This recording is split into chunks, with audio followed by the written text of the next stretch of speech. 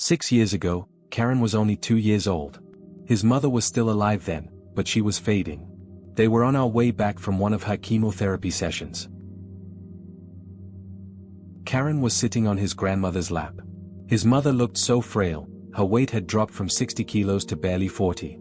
She wore a headscarf to hide what the treatment had taken from her. Karan was restless, bouncing and reaching for her, wanting to jump into her arms. But his grandmother held him back. She knew the truth, she feared even a small child's hug might break his mother's bones. The ride was silent. They had just come from the doctor. The news was a death sentence, the chemo wasn't working. The cancer had spread to her liver and vital organs. They told her she had, at most, 3 months to live. Karen's grandmother came from a small village. Her parents had taught her one thing above all else: keep your self-respect and never show weakness. Inside, she was screaming. She had already lost her only son, and now her daughter-in-law was slipping away. She stared out the window, fighting the urge to cry. Her childhood conditioning wouldn't let her break. Karen's mother just watched him. She wanted to hold him so badly. She tried to raise her hand to reach for him, but her body betrayed her. Her arms were bruised and ruined from the needles. She turned her head toward the window so he wouldn't see her cry. "Lower the AC," she whispered to the driver. "I'm having hot flashes." When they were only 300 meters from the house, the car suddenly died. The driver checked under the hood, but he was lost.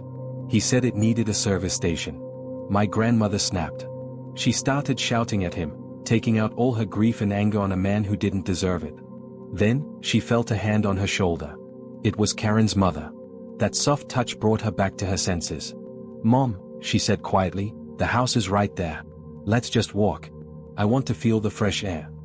Grandmother was terrified. She wanted to call a taxi, and said it is risky for her to walk, but Karen's mother looked her in the eye and said, "Mom, we've run out of risk-safe analysis." She wanted to walk while she still could. The driver took Karan in his arms, and they started walking down the pavement. For a moment, his mother looked happy. She closed her eyes, letting the wind hit her face. 200 meters from home, we saw a man in a tracksuit.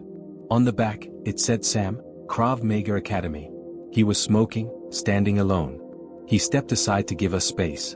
Karen's mother thanked him, but he didn't say a word. As soon as they passed him, 6 thugs emerged from a dark alley and surrounded us. They pulled knives, demanding gold and money. Grandmother pleaded with them. "Take it all," she said, "just don't hurt anyone." The driver tried to push back, but they beat him down instantly. Before he hit the pavement, he handed Karan to his grandmother.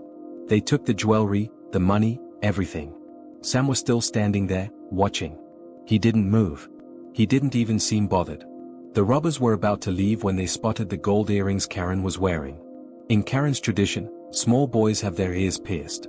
Karen's mother begged them, "Please," his father gave those to him. "It will hurt him if we try to take them out." They didn't care. One of the thugs struck Karen's grandmother and snatched Karan from her arms.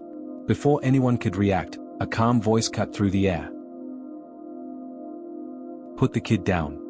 It was Sam. He was standing right next to Karen's mother now. He helped my grandmother to her feet. The robber laughed. "You have a death wish, hero?" Sam didn't flinch. "Put the kid down. You already have the gold. Leave the boy and nobody has to get hurt." The leader swung at Sam, but in the blink of an eye, the robber was on the ground. Sam's foot was pinned to his temple, and Karan was safe in Sam's other arm. The rest of the gang charged. Sam didn't hesitate. He pulled the leather belt from his waist. His movements were a blur, too fast for the eye to follow. One by one, they fell. He didn't just beat them, he systematically disabled them. He went to each one and kicked a specific point behind their knees. "You can go now," Sam said, looking at Karen's grandmother. "They won't be walking for at least 6 months. Don't worry." They tried to thank him, but he was already turning to leave. But something stopped him. Karan was tiny, but his hand was gripped tight around Sam's belt. He wouldn't let go. Sam looked puzzled for a second, then he simply unlooped the belt and let the boy keep it. As Sam walked away, Karen's grandmother stared at the address on his suit. She memorized every word. Karen's mother whispered, "It looks like that man has a soft spot for kids." Grandmother just looked at the disappearing shadow and replied, "Agree."